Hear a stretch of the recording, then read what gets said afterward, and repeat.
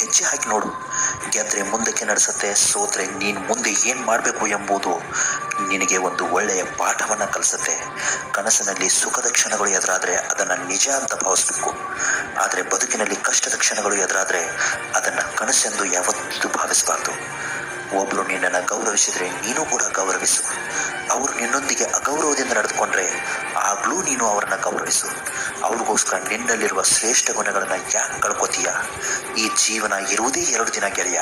ಒಂದು ನಿನ್ನ ಪರವಾದ ದಿನ, ಇನ್ನೊಂದು ನಿನ್ನ ವಿರುದ್ಧವಾದ ದಿನ. ಪರವಾದ ದಿನದಲ್ಲಿ ಅಹಂಕಾರ ತೋರಿಸ್ಬೇಡ, ವಿರುದ್ಧವಾದ ದಿನದಲ್ಲಿ ತಾಳ್ಮೆ ಕಳ್ಕೊಬೇಡ. ಈ ಬದುಕೇ ಒಂದು ಹೋರಾಟ ಅಂದಮೇಲೆ ನೀನು ಯಾರ ಬಗ್ಗೆನೂ ತಲೆ ಕೆಡಿಸ್ಕೊಳ್ದೆ ಮುಂದೆ ಸಾಗು. ಈ ಹೋರಾಟದಲ್ಲಿ ನಿನಗೆ ಜಯ ಸಿಕ್ಕೇ ಸಿಗತ್ತೆ. ಈ ಗೆಲುವು ನಿಂದೇ ಪಕ್ಕ ಅನ್ನೋದನ್ನು ಮರಿಬೇಡ. ಆರ್ಥಿಕ ಸ್ಥಿತಿ ಎಷ್ಟೇ ಚೆನ್ನಾಗಿದ್ರೂ ಕೂಡ ಜೀವನದ ನಿಜವಾದ ಸಂತೋಷವನ್ನು ಅನುಭವಿಸೋದಕ್ಕೆ ಮನುಷ್ಯನ ಮಾನಸಿಕ ಸ್ಥಿತಿ ಚೆನ್ನಾಗಿರೋದು ಅವಶ್ಯಕ. ಜೀವನದಲ್ಲಿ ಗೆಲ್ಲಬೇಕು ಅಂದರೆ ಕೆಟ್ಟವರಾಗಿ, ಆಗ ಮಾತ್ರ ನೀವು ಜೀವನದಲ್ಲಿ ಸಂತೋಷವಾಗಿರ್ತೀರ.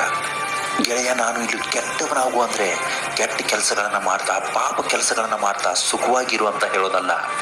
ನಾನು ಹೇಳ್ತಾ ಇರೋ ಉದ್ದೇಶ ಏನು ಅಂದರೆ, ಈ ಜಗತ್ತೇ ಒಂದು ಕೆಟ್ಟವರ ಸಂತೆಯಾಗಿ ಪರಿಣಮಿಸಿದೆ. ಅಂಥವ್ರ ಜೊತೆ ನೀನು ಕೆಟ್ಟವನಾಗಿಯೇ ಬದುಕಬೇಕು. ಅವ್ರ ಜೊತೆ ನೀನು ನೀನಾಗಿಯೇ ಇರಬೇಕು. ನಿನ್ನತನವನ್ನು ಯಾರ ಮುಂದೆನೂ ಪ್ರಸ್ತುತಪಡಿಸಬಾರ್ದು.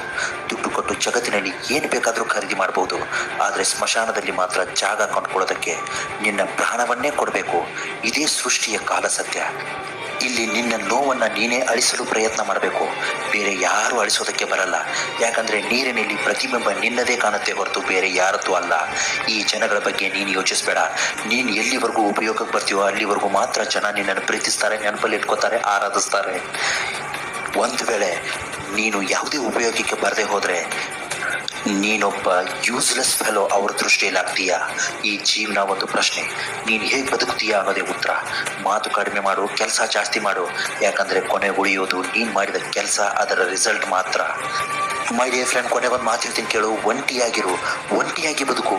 ಯಾಕಂದರೆ ಒಂಟಿ ಭಯನ ಎಷ್ಟು ಭಯ ಪಡಿಸುತ್ತೋ ಅಷ್ಟೇ ಧೈರ್ಯವನ್ನು ಕೂಡ ಕೊಡುತ್ತೆ. ಮತ್ತೊಂದು ಕಂಟೆಂಟ್ನ ತೊಗೊಂಡು ನಾಳೆ ಬರ್ತೀನಿ. ನಮಸ್ಕಾರ, ಎಲ್ರಿಗೂ ಒಳ್ಳೆಯದಾಗಲಿ.